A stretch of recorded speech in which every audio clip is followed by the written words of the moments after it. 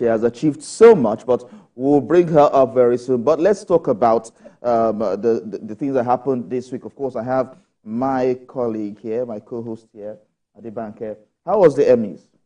The Emmys it was good. It was good. But I loved the speech by Nisi. Yeah. It was so powerful. And I loved the part where she said, I would like to thank me. Because other people might believe in you, but if you don't believe in yourself, like, you're just kidding. So I love that. Oh, I would like to thank me, and with all the stars and everything. And then 4 black people won Emmys. Well, one category, two categories, then 2 groups. One was RuPaul with the drag queens, then Trevor Noah and his comedy show, then Nisi and Ayo Edebiri. Ayo Edebiri is she's a bit new to the scene, but I was glad that she's about 28 years old, and she already has an Emmy. I'm like, I was like, Market, what are you doing with your life? But I was like, my time will come and all. Well, she was 28 years old. Yes, 28 years old, yes. An Emmys, rather. But we have someone who blazed the trail in 2006. Yes, we do. Can you dance for 50, 56, 55? I can't even dance for 30 minutes. Why? I don't know. I just feel like when God was creating me, He did not put that banke, take dance. He just put, you can move around in your seat. But dance, He didn't put it in my body. I don't know why. How many dance styles do you know? Honestly, I was even going to ask her that maybe she can teach us a zone 2. I still don't know how to dance a zone 2. Ladies and gentlemen, let's make welcome Dr. Kaffy Chifao, popularly known as Kaffy. Of course, she's a Nigerian dancer. Woo! Thank you very much for coming. Thank you so much. Thank you for having me. Thank you. All right, so you started dance a long time ago, and I remember the story of how you used to say your family didn't want you to dance, that would send you out of the house. But how was it? Why did you decide to choose dance amongst every other profession? I'll say dance chose me, first of all. I'll say I'm a core believer of the fact that we're all here on this earth as a messenger of some sort, you know, and I felt that I had to grab onto that mantle of dance as a tool.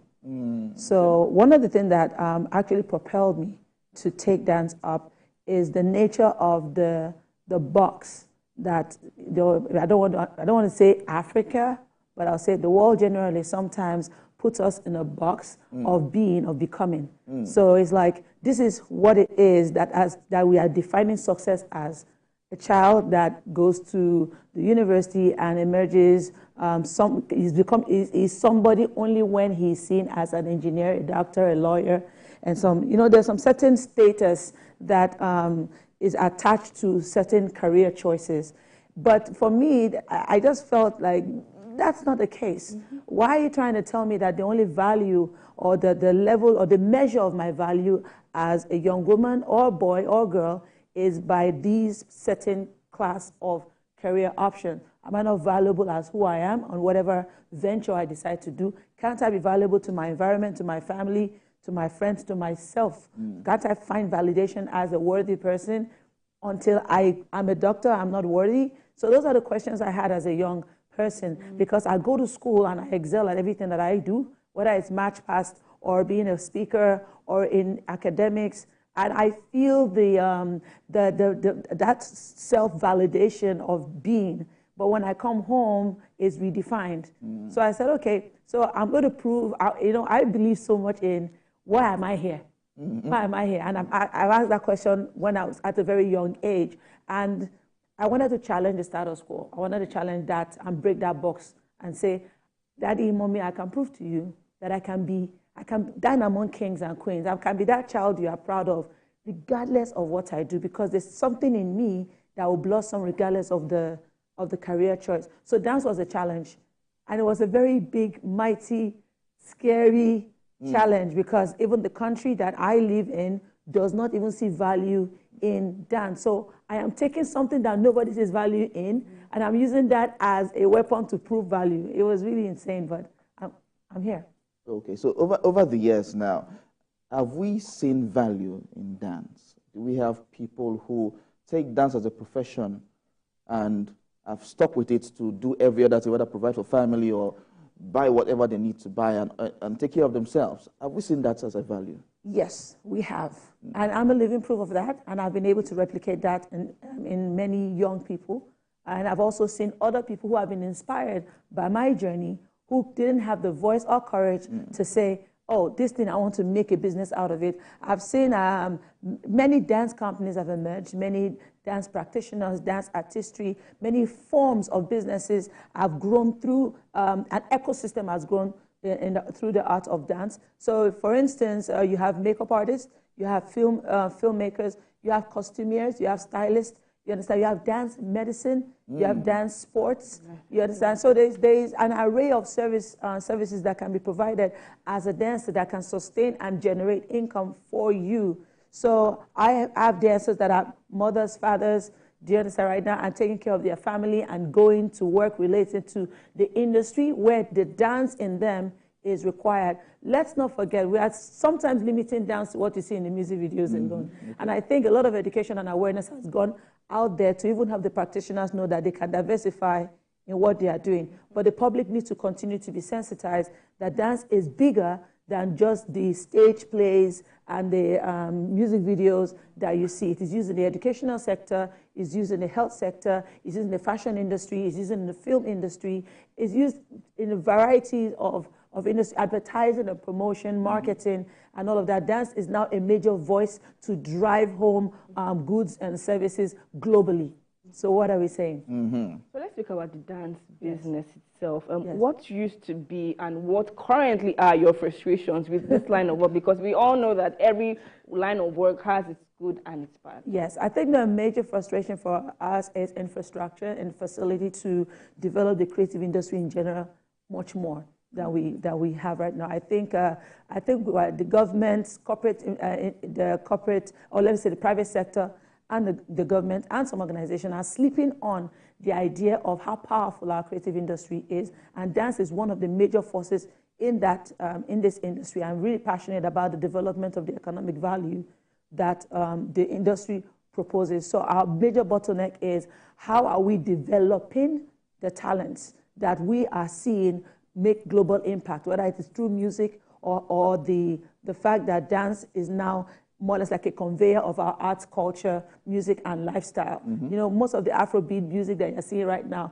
a dance is attached to it to create global acceptance for it. So dance has played a major role in how people consume our music. You get what I mean? So for me, infrastructure is required. We cannot continue to wait for one child out of 1 million to just blow.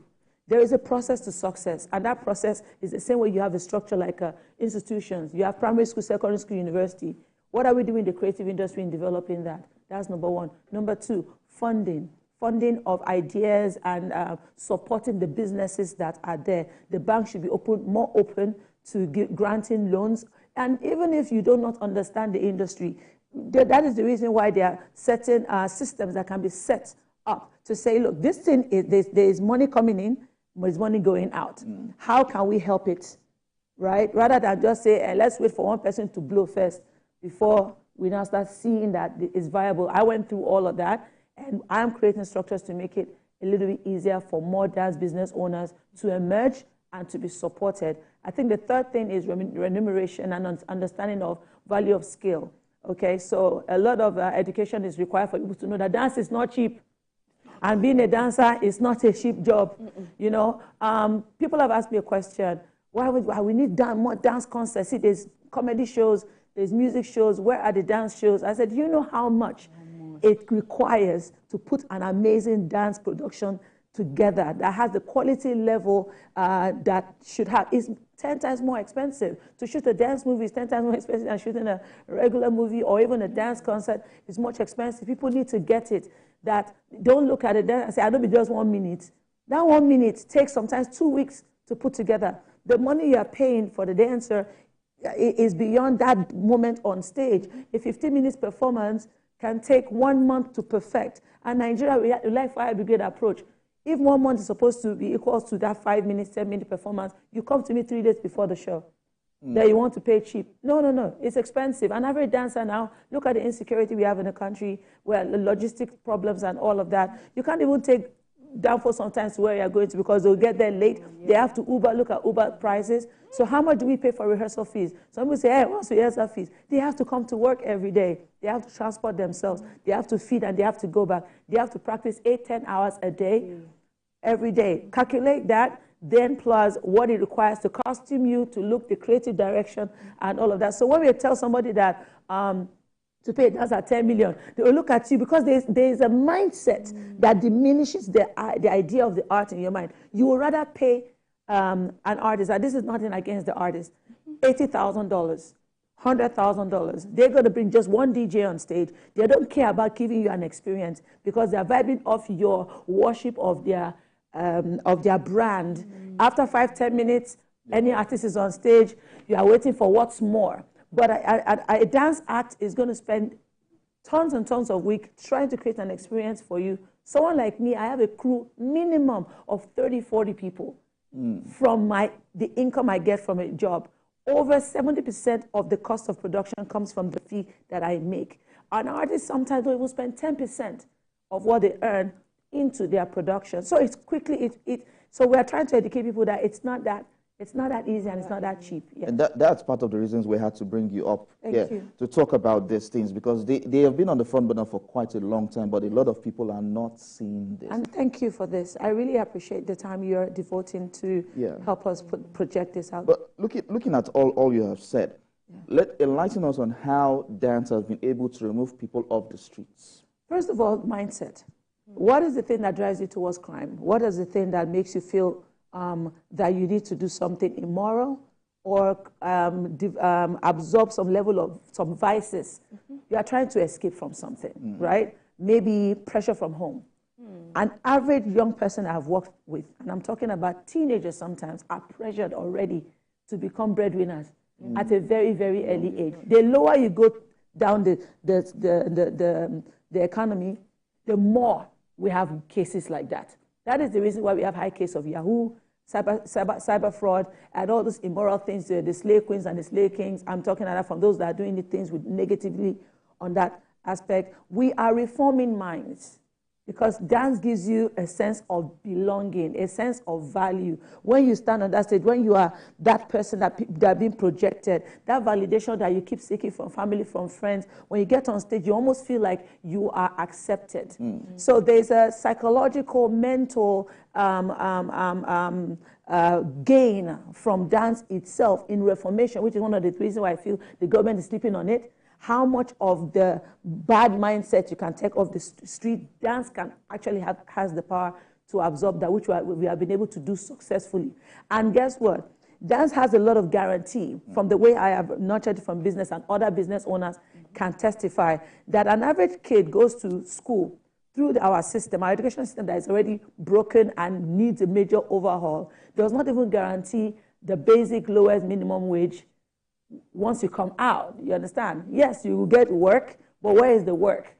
Do you understand? Look at statistics of unemployment. It is really, really high. But dance is offering employment rate at a high rate because we are heavy consumers of entertainment services, right? So because of that, there is demand for entertainers in different sectors of the creative industry, and we can supply that chain, and these kids cannot earn. So we are looking at the lowest basic income for a dancer between that 20,000 naira a gig, lowest. And right now, dancers are doing so well that people are earning up to 100,000 naira a gig, 60,000 naira a gig. So they are able to survive through putting them in a process that projects them out there to be hired. So it's getting better, but it should get better than this if we are here with almost no support.